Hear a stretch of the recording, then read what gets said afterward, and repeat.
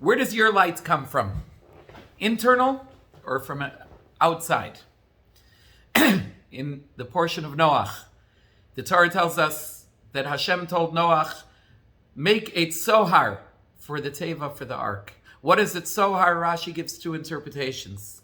Either that it's a window or that it's a precious jewel that was a source of light. The Rebbe talks about the need for both of those interpretations. But jumping ahead to the practical lesson, to the message for us, there's two ways in which you can bring light into the world. One way is to open a window, that the light comes from outside.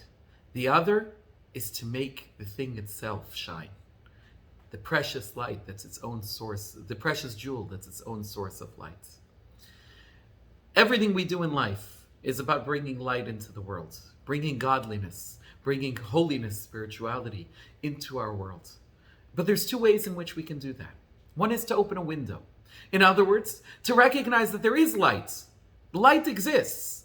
In fact, it says that sometimes business people can appreciate the hand of God much more so than somebody who's immersed in a holy environment, because they get to see the hand of providence.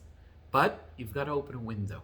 In other words, you've got to remove the blockage, remove the barrier that's blocking the light, the concealment of the laws of nature, in order to allow the light to shine in.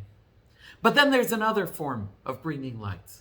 And that's that you don't have to open a window to let light in, but rather you transform, you work so hard, where you change the very nature of who you are. You change the very nature of the physical objects you're dealing with, so that you see that they themselves are their own source of light.